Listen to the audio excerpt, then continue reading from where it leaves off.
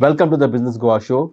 Today we have with us an entrepreneur, a business leader, somebody who represents the composites industry globally, Shekar Sardesai, founder, chairman of Kineco Group. Shekar Bab, welcome to the Business Goa show. Thank you. Thank you, Harsh. Kineco is nearing 3 decades of completion of his entrepreneurial journey. Tell us, what is it about Kineco today in 2024 that excites you? What are the exciting verticals that you're working on currently? I think everything around us excites us at the moment. The country is exploding in terms of its GDP. The industries that are sunrise industry, so to say, which is aerospace, defense, railways, wind energy, all these sectors are something that our business is focused on. So there couldn't have been a better time for us to be in the right place at the right time. And particularly with the Make in India initiatives, the Atmanirbhar Bharat initiatives, and all the push that the government is giving to the infrastructure in the country in the field of railways, or for that matter, making us self-reliant on defense, the global OEMs looking at India as a manufacturing base, the China plus one factor. So all put together, it's an exciting opportunity for a company which has matured its manufacturing expertise over the years. We have honed our skills. We are positioned correctly with a very, very strong track record with our customers in each of these verticals. Partnership and collaborations with world leaders in the field. Company known for its quality, its compliances, its governance standards. So everything looks very exciting, and the journey here from here onwards will be, in my opinion, quite explosive for Kineco and for me personally to be at the helm of the affairs. In 2013, you inked a deal with Command Composites from USA. It's been almost 11 years now. What are the milestones of the JV that you explored with a US-based company, which also opened doors for you in the global market? So I think the joint venture with Kaman happened to us at a very, very opportune time. We had started our advanced composite business, trying to venture into aerospace way back in 2004, well ahead of time when aerospace composites as a domain was restricted to one company or two public sector enterprises. One was ISRO and the second one was Hindustan Aeronautics. There was very little work going on in aerospace in the private sector, so to say. Some work was being done by L&T and some work was being done by Tatas. So at that point in time, we started focusing on building capability. We started with advanced composites for land-based applications, advanced composites for racing car applications, formula cars. We built quite a few formula cars during that period, bicycles. So these were some of the stepping stones that built up the skill sets and the capability that is required to knock on the doors of aerospace. And from 2004 onwards, we spent enormous amount of time, energy, and money into building up this business to international levels. And while we were just knocking on the doors of aerospace industries globally, and we were about to win our first contract with BAE Systems, this JV with Kaman happened. So it was a force multiplier for us. Kaman with an international brand image, our skill sets already ready for that market, was an excellent combination. Our low cost base here with their global presence was what catapulted us and won us more contracts. And we were extremely committed to making sure that we build a solid company based on our performance. And as you know, aerospace, you can call it an exclusive club of very elite club, where the entry to the club is very difficult. But once you enter, you have to be in good shape to retain your position there all the time. Otherwise, you lose your position. So To be 100% on time delivery, to be 100% quality first time is not a exception, but it is a rule. Your 99.5% is not good enough.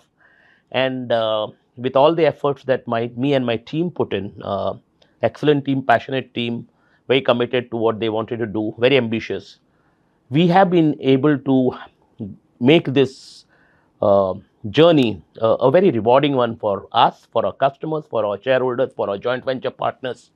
And we have positioned ourselves as an extremely focused, high performance company with great track record with our customers. So, as I said, initially it was a force multiplier. Later on, it became a very stable relationship. We worked very closely with each other. And now the joint venture is a grown up baby. And in my opinion, it hardly needs Kyneco or Command, and it is on its own. So while the JV was a force multiplier, uh, Command was a force multiplier for the aerospace business.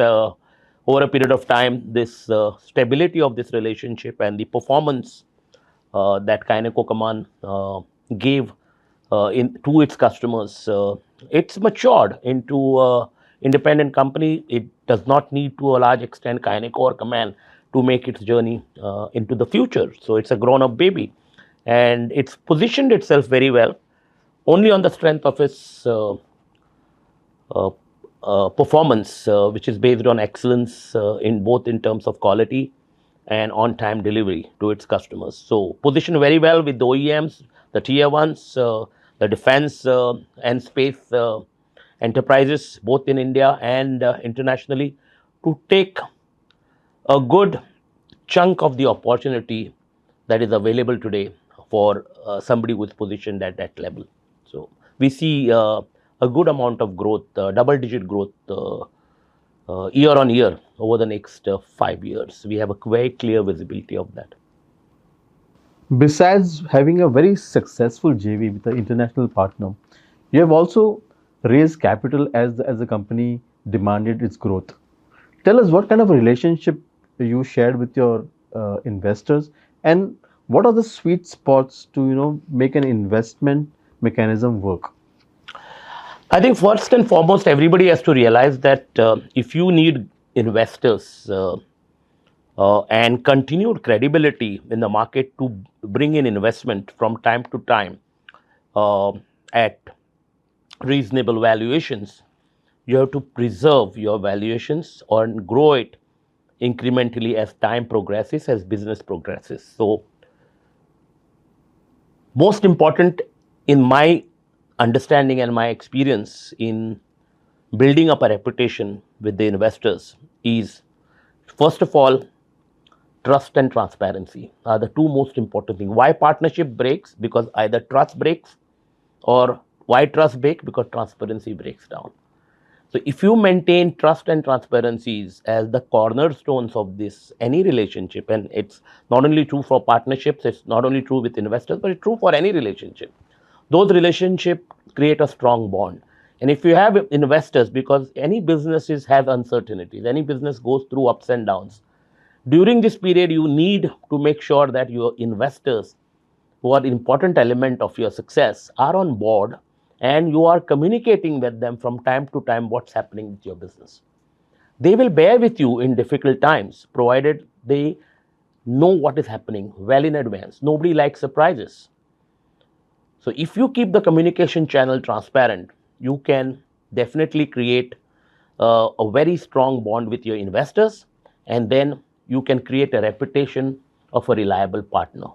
This reputation will always allow you to bring in either money from the same investors again when you need it next time, or you may want to raise it from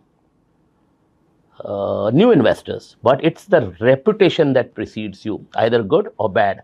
So if you want to remain investor friendly, make sure that you preserve the trust and transparency and the governance uh, standards of your company to the highest levels. Because today in this world, there's a lot of money chasing. There are few opportunities which are available. So There's money available in the market. It's not difficult to raise money, but it is not difficult to raise money only for the companies which are trustworthy, because you have seen a lot of failures as well, and you've seen a lot of startups lose their valuation from billions of dollars to virtually nil. In this environment, you know, raising money is not difficult, as I repeat, but it is not difficult for a trustworthy company with good growth potential, which is built on transparency and good governance. So it has always been for us a journey where at each stage of our growth, we have got appropriate investors, we've given them exit, we have created a reputation over the last almost 30 years of always giving a rewarding exit to our investors. No investor, be it the smallest of small or the largest of large investors, have ever lost money or his returns in the company. Some people got more returns, some people got less returns, but everybody walked away with a reasonable or a rewarding exit. Super. Uh, Kineco's focus of late has been aligned to the nation's space programs, nation's defense programs. Has this been a strategic move, or is it more to do with your emotional side as a businessman? I would say both.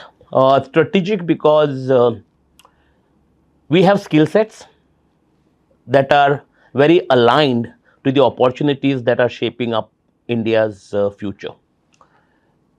Atmanirbhar Bharat or Make in India under, let's say, defense and space missions are opportunities that very much align with my skill sets of composites. Composites is a material of choice for aerospace and space missions. So obviously that is a sweet spot for us, and because of this strategic alliance, investment in this sector or focusing on this sector truly strategic in nature for us. But having said that, because this sector contributes largely to creating a self-reliant India, and it is ensuring security of this country at the same time building up its economic stature, it is also emotional for us and for me particularly as an Indian. So contributing to nation progress while being there in a strategic alignment with that process are two elements which bring synergy to each other, and therefore make a lot of sense for us to not only focus but grow this business alongside our other businesses. So it's very strategic, at the same time very emotional. Some examples of Kineco partnering with the nation? Let's speak about the defense program, for instance. We partnered DRDO on a number of defense programs, but one that has been extremely successful and as a true example of Atmanirbhar Bharat is the project on sonar domes. Sonar domes are used in a naval warship to protect the sonar equipment. They are acoustically transparent domes going underneath the ship or on the bow of the ship, and every navy vessel requires these domes.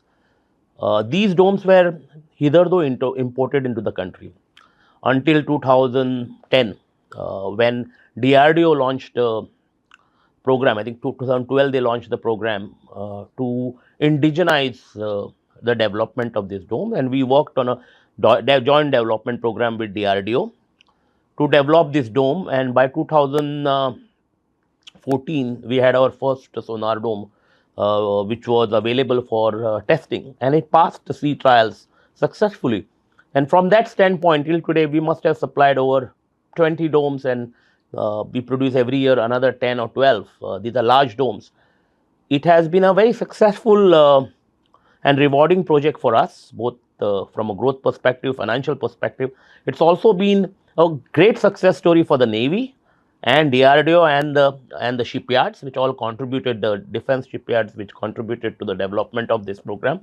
It has been an import substitute, and it has been an early demonstrator of what is now called Make in India. It was started before this slogan was invented, but it truly fits into Atmanirbhar Bharat and Make in India mission, and it's been rewarding.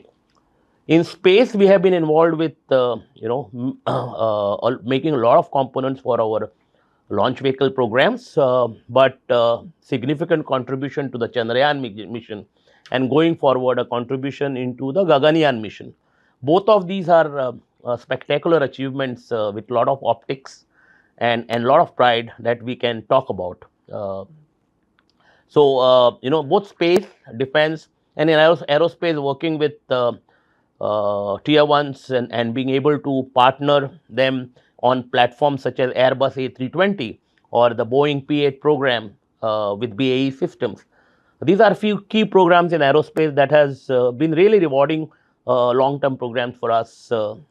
We now are vying to get a larger share of the global aerospace market in commercial aviation. We're doing a lot of effort in Europe and US. We've won some. Another sweet spot for us is defense UAVs, and we have several programs that we have won, where this is going forward. This will be very, very important to our growth and could become a center for excellence for UAV airframes. So, and these are all global platforms, not just Indian platforms. So, we are very proud to say that we have uh, built around Kineco's defense and aerospace business a solid brand, which is known for reliability of its products. It's known for its quality standards and delivery performance standards, and the world is a canvas for us now. So, opportunity is there. We just need to make sure that we focus and we exploit the opportunity, harness the opportunity. Kineco has also been part of the Vande Bharat mission. Tell us something about it. So we have been in rail interior space for a pretty long time, uh, almost starting with the nose cone of the old-fashioned trains to Vande Bharat. It's been a 20-year plus journey. During this journey, we have seen the railways evolve from uh, what used to be made out of the wooden benches and the wooden berths to going in for small components of composites to a very modern train like Vande Bharat. And we have seen this evolution and have been a part of this evolution over a period of time. So it has given us a lot of experience of not just manufacturing parts and components, but today we are a turnkey solution provider for the entire Vande Bharat platform, which means we are designing all the interiors, manufacturing a large part of our interiors ourselves, designing and getting manufactured other components which are not core to our manufacturing and integrating them in the interior systems and giving customer a one-stop solution. So, we have now won programs where we're going to build substantial number of trains even in the private sectors. So, which has been opened up by the Indian Railways to build trains within the private sector. So, and we last year launched what is known as Kineco Global Rail brand, which is developing its portfolio of own products which are IP. We've already got 2 patents. We're filing 2 more, and these products are very much aligned to the interior space, and we'll add strength to our own portfolio. At the same time, give us an opportunity not just integrate this with our turnkey projects, but also sell these as standalone products in the global market. So you will see a lot of action from Kineco Global Rail brand uh, in the years to come, and we will be a force to reckon with in the global rail market, particularly in Europe, over the next 5 years. You might see a few acquisitions happening to bring marquee products into our fold. We are pursuing some. Let's see, God willing, we will have some good brands integrated within Kineco brand over the years to strengthen the portfolio and offerings so that the customers find us a one-stop solution for rail interiors. So that's the ambition. So tell us something about your JV with Excel from Finland, the Kineco Excel This joint JV venture. was started in 2021 out of a business called as Pultrusion, which we had started in 2017. This JV has been in existence for last 3 years. It's early days. We are building up new capacities for we are originally we were mainly servicing the telecom market, but now we are looking up to wind energy sector as one of the uh, front runner, I would say, in our portfolio, product front runner. And we are almost quadrupling our capacity with a large plant which will get commissioned by the end of this year. And we expect very explosive growth in this business as well. It's wind energy sector is poised for a huge growth over the years, over the next few years, because of green energy requirements and global warming concerns. So, and India is pushing hard for renewables. So, this opportunity allows us to work with Indian and global OEMs of wind turbine manufacturer to provide our products for their wind blades, which is one of our key products. Besides, we are also going to make a lot of structural profiles for the defense industry, profiles for uh, aerospace industry, and host of other products. But the division or the new plant capacity will be mainly focused on wind energy. So we see good amount of growth in the coming years. So, coming to a very core question on entrepreneurship, how has a 3 decade journey changed Shekhar Sardesai from an entrepreneur to a business leader today? Well, Harsh, entrepreneur, I'll always be firstly an entrepreneur, and entrepreneur always stays an entrepreneur. So, um, an entrepreneur develops business acumen over the years.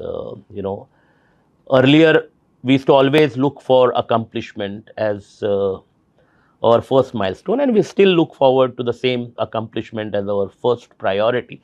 But at the same time, stakes are pretty high now. We are not no longer a small company. We have multiple shareholders, multiple investors. We are looking forward to an IPO in a few years. So obviously, all those pressures of a business giving rewarding its investors on a quarter-on-quarter basis will dwell upon us sooner or later, or they have already been starting. We already starting to feel those pressures, and obviously, we as a team have to align with not just our internal ambitions and growth ambition, but also the aspirations of our shareholders and aspirations of the markets from us. So, uh, pretty much focused on creating governance and compliance standards which are best in class in the world, building up a pool of talent which will not only sustain over the next 5 years, but also succession planning for taking this company to the next level. So I think Kineco has and needs to move much beyond just Shekar Sardesai as an entrepreneur. It has moved, and I think it needs to move and become an independent force to reckon with, to be professionalized over the years in terms of management. And I think we have a very, very good clarity on what we need to do to make that happen, because it is not just a family business for us or for me. It's a life's mission. So obviously that needs to sustain beyond my life. And as an entrepreneur or a businessman with substantial stake in this business, I'm very conscious to the fact that uh, this business has to thrive, grow over the years with me and without me. So our strategic approach is always to make sure that um, the business becomes independent of the founder and the promoter over the years. I will be important to the business, but I will not be the only person important to the business. So business by itself will create its core strength, which will be unique to itself, and that's my mission over the next 10 years. I as is my as I go into the sunset, as you would say, that will be 10 years from today. It will be my mission to hand over a very robust company to whoever my successor is. As somebody who has been at the helm of affairs of various industry organizations in Goa, like the Goa State Industries Association, the CII Goa Council, how do you look at business panning out in Goa currently? I think Goa needs to have a fresh look at its industrial policy. In 2016, if I remember right, or even earlier than that, 2013-14, we created the Goa Investment Promotion Board. Goa Investment, I was actively involved through CII uh, as one of the authors of this act and conceptualizing of the Goa Investment Promotion Board under the leadership of late Chief Minister of Goa, uh, Mr. Parikar. And it was created a vision to, bring a difference to the ease of doing business in Goa. Um, I would say that for a multitude of reasons, the vision that was actually uh, conceived in this act and the investment ambitions of the state, we have not exploited the full potential of it, and I would not like to dig into the reasons why and what, and but I do feel that a lot more can be done.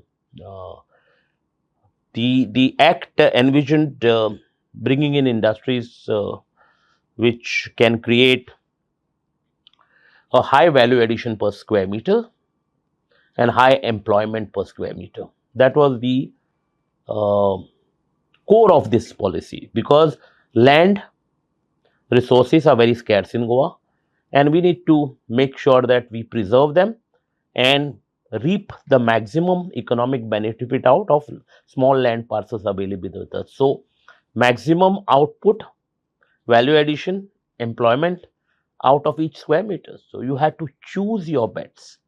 I think we need to do this more carefully going into the future with whatever land is left in Goa, because I don't think we are able to get new industrial estates, and we need to focus on reviving our existing industrial estate. I can see that in the last couple of years there has been conscious attempt on behalf of Goa IDC as well as the industry department to look into what needs to be done at policy level with respect allotment policy or land use policy, etc., etc. And I see some work happening, and it's a welcome step. I think the intent is good. They have to keep up the intensity so that we bring those industry into Goa, which create maximum employment out of small use of land resources and create maximum value addition to the economy.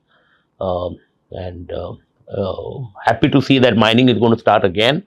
I hope this time it starts and in a sustainable manner, and the mistakes of the past are not repeated.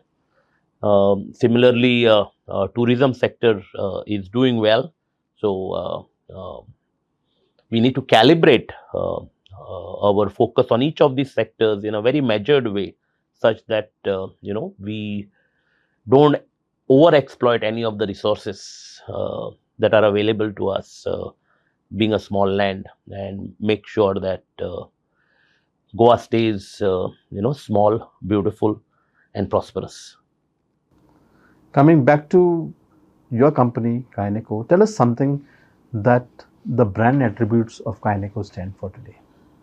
It's I been a think, very long journey, yeah, 3 decades. I think There's been a lot of for change, evolution in your brand. So, what do you see it today, and how would you like it to grow in the recent future? so you've said it right. Any brand or any company evolves. So does its brand evolve over the years. If you do not evolve your brand with in sync with the evolution of the company, then something feels out of place. So obviously, for us, it's been our endeavor to refresh our brand every few years, uh, refresh in a manner that it truly represents our current state of brand positioning. and it also speaks about our vision for the next a decade or so. We've done this in the past.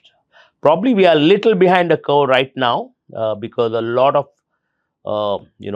restructuring of our businesses, reorienting of our businesses has happened over the last 3-4 years, and we have been um making conscious effort to make sure that we start getting our brand aligned. But because of this churn that has happened over the last 5 years, we have deferred it time and again. But a focused effort is going on to refresh the brand to truly reflect its current character and its positioning in the market.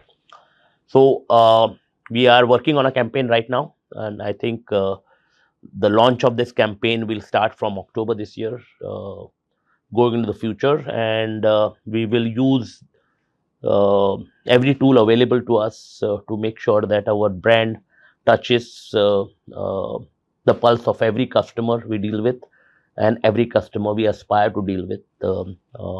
Brand that talks about trust and transparency, brand that talks about making this world lighter, stronger, faster, brand that stands for 100% on time delivery, 100% quality, brand that stand for good governance, and brand that gets globally recognized over the years. And as I said, we want to position ourselves as a global leader in all the sectors that we are in and we aspire to be. So we are consciously working on building up